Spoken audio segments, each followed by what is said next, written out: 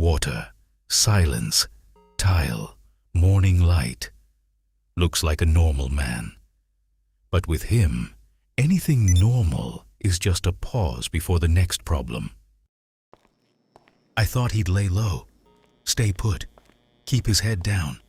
But Jaromir's the type who gets in a fight at night and starts the engine the next morning like nothing happened. And that's the worst part. That day, the gun van was parked out in Sandy. A rare convenience for people who don't like showing their face at Ammu-Nation any more than they have to. Jaromir has a nose for that stuff. Where to get what he needs quietly. No receipts, no small talk. No one followed you, right? You got Aspen steaks? If you do, I'm buying every last one. Straight to the bunker. No detours, no stops, no extra moves. That's how he drives when he's already mapped out his next play in his head.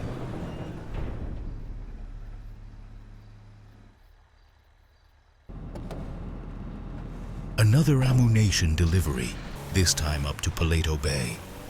Jaromir runs on routes. As long as the wheels are turning, he's still in the game. A biker, you say? Red hair, maybe more ginger. And the jacket matched it, right? After that, no way he bought it as an accident. And if someone described a red-haired biker, his first thought wasn't Ruby. It was Ronan. Right now, every spark points him the same way. He's looking for someone to pin this war on. Looks like this badge is ready, and is not going anywhere that asks for paperwork. Load the crates. Meanwhile, I'll take a look at what Agent 14 sent over this time with the coordinates. A heavy armored trailer rig, with that sharp front end made for pushing problems off the road, not slowing down for them. You don't take a truck like that for a quiet, just get there run. You take it when you already know someone might try to shut the road down. Drop point, Elysian Island.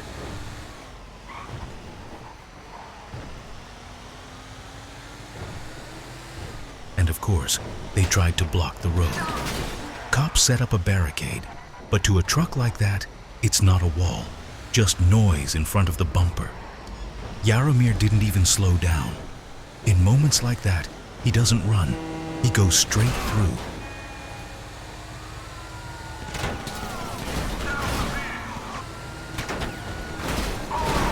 The second barricade didn't work either.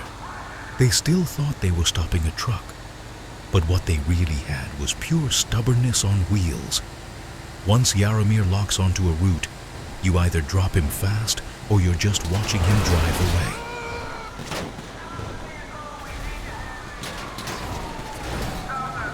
Closer to the city, they sent in heavier hitters, tactical units. But to Jaromir, it was the same story as always.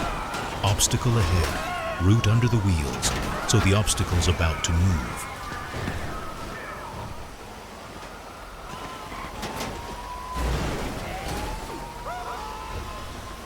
He pushed it all the way to the drop. A cargo bob was already waiting over Elysian, hooked the container, and lifted it off the ground before the city even had time to process what just flew over their heads.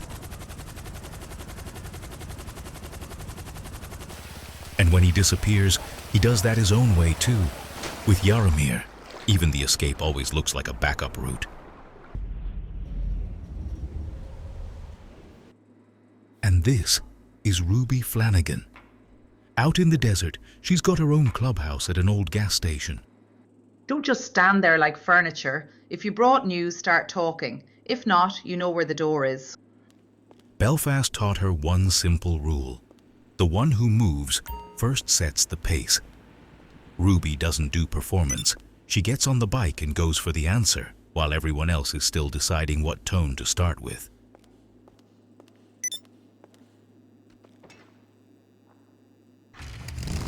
She's got more than one biker story behind her.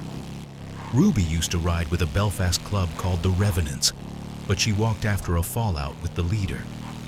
In Los Santos, she built her own circle fast: mechanics, racers, couriers, and the ones who had nowhere else to go.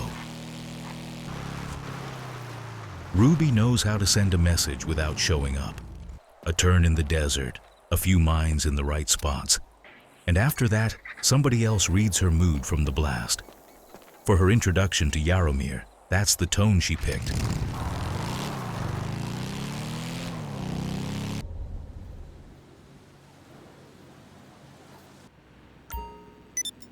Her home is the clubhouse. No pretty front, no normal home life. Hey there. You two look like my worst decisions first thing in the morning. You the ones who dragged me to bed last night? I'm borrowing your car for one run. I need to get to Grapeseed. And if you cover me on the way, maybe tonight we'll talk somewhere better than a parking lot. Ruby's heading to Grapeseed to pick up liquor for the bar. But out in the desert, one shiny car parked too close can make the day a whole lot more interesting than planned. Ruby can sometimes take a car with just one conversation before the other person even catches up. She makes it look easy, half a sentence, half a smile, and somebody else's wheels are already rolling for her business. She's not going to Grapeseed to shop. She's going for the van. Ruby doesn't restock the bar through a register. She does it with a fast pickup and somebody else's keys suddenly not having an owner.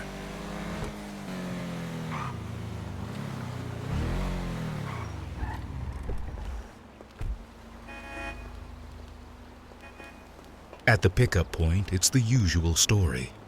The second Ruby shows up, the driver and his helper ditch the van and scatter. Oh, you're still here. Nice. Stay close and make sure nobody messes with my bar on wheels.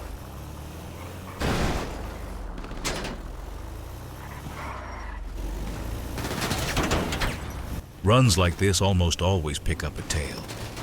Ruby's been ready for that a long time. A few bursts, 4 bikers down, and the route keeps moving like planned. She drives that bar van like it's part of her club too. And that random helper didn't peel off. He stayed on her tail, kept his distance, covered the rear. To Ruby, he's not just some guy in a nice car anymore. He's someone she just might remember tonight. She already had another biker lined up in her sights, but didn't get the shot off. That guy cleaned up the tail for her. That's exactly what Ruby respects. When people don't panic, they just handle business on time. She made it back to the clubhouse without losses. The bar got what it needed, Ruby got her mood back, and the day was already looking good. After a run, Ruby doesn't go celebrate out in the main room. She sits in the meeting room and waits. She rarely brings people in there just to hang out. The Lost are making noise again for no reason. Somebody over there decided they can fire my way and still drink in peace after. You sure it was the Lost? Could have just been some drunk idiot, Ruby. Drunks are for bartenders. This one was personal. So I'm heading to Harmony to remind them what a bad idea sounds like. Just don't start a whole war. No war, just an accent.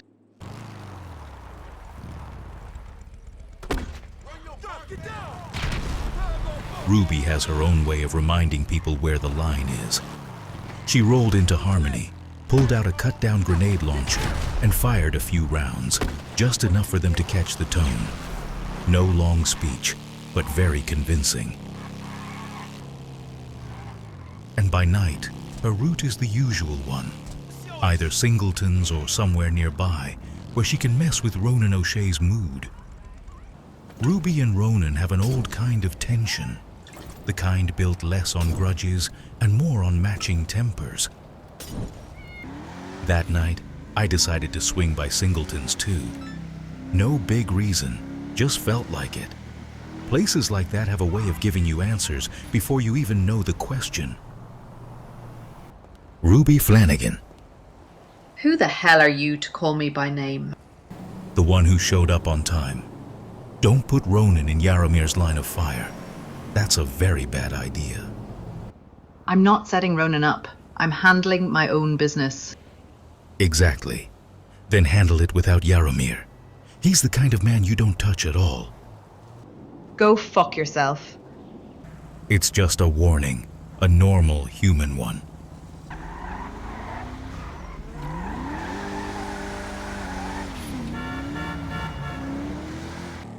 I go to bottom dollar when I need a simpler kind of job.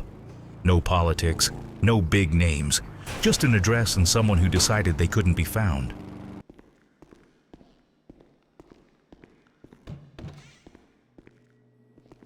There's one thing I like about this job. It's honest. There's a photo, an address, a price, and nobody pretends it has anything to do with justice.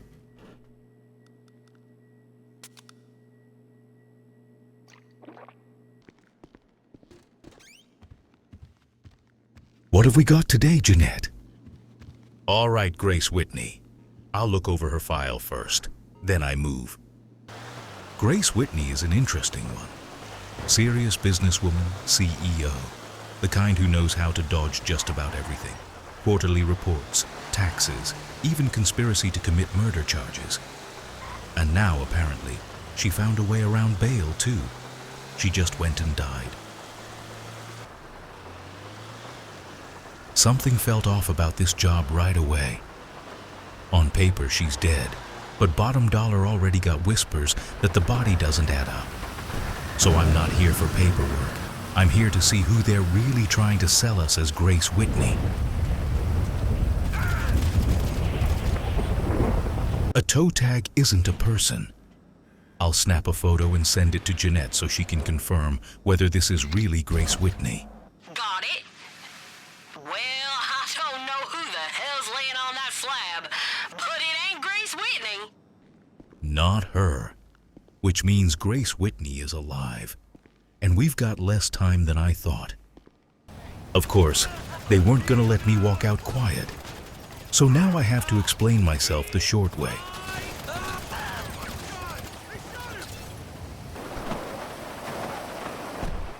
If Grace Whitney isn't in the morgue, then we look where she still has control.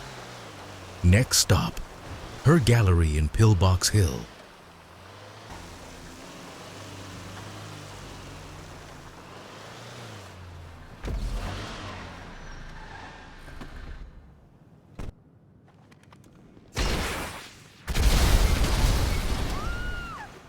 They were already waiting for me at the gallery.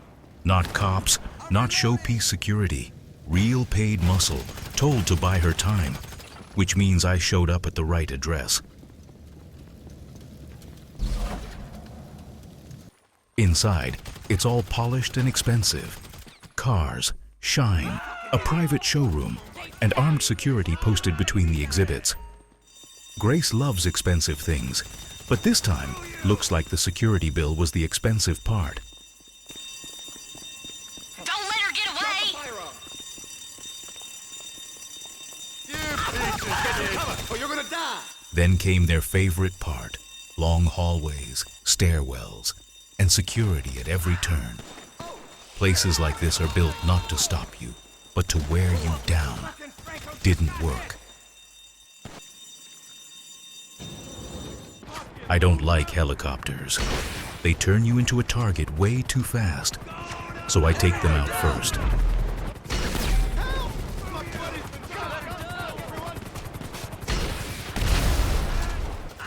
They keep coming in waves, which means Grace is close and still thinks she can wait this conversation out. I don't wanna be here! Another one. Looks like today they're betting on rotors and noise. Take cover! Up top is their last line. Past that, nobody bargains anymore. They just shoot. Make sure you take care of her bodyguards first. Shit, is she dead? The irony is, I find Grace with no conversation left to have. In the middle of all that bloodshed, she goes down with her own security. and now all that's left is to collect what I came for. Now let's get her actual dead body down to the morgue. Now the route is simple. I'm taking Grace Whitney to the county coroner. After a day like this, I don't need words from her anymore. Just the right signature on the paperwork.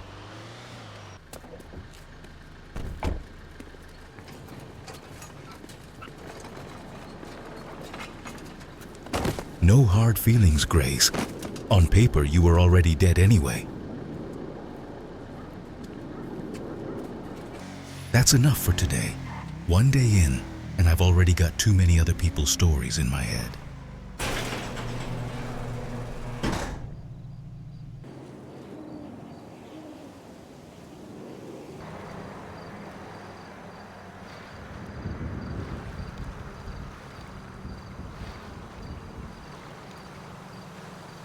Lora doesn't like extra eyes remembering she was there. If someone ends up in the wrong place at the wrong time, it stops being her problem pretty fast.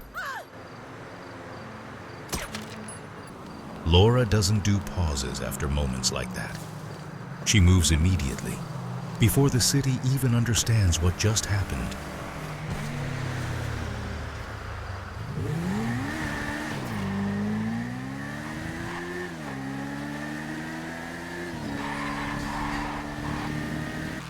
Ruby rolls back to the clubhouse late into the night.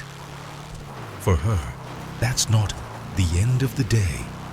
It's the moment she can calmly sort out who she hit, who pushed back, and where to press next.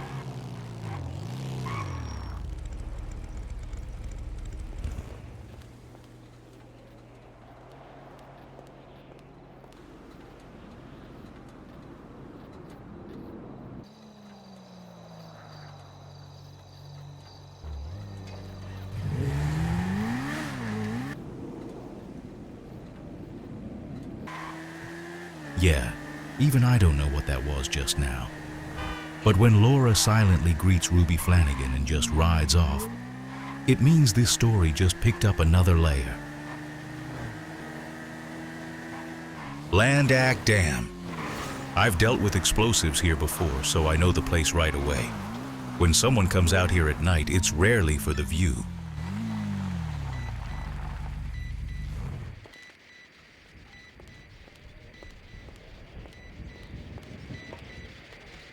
If Lora's climbing ladders at night, then the spot is worth the height. She doesn't waste movement, so whatever's up there is either a vantage point or a meeting. Lora has this habit. Sometimes she looks out over the city from above before moving on, like she's checking her course by the lights, not the map.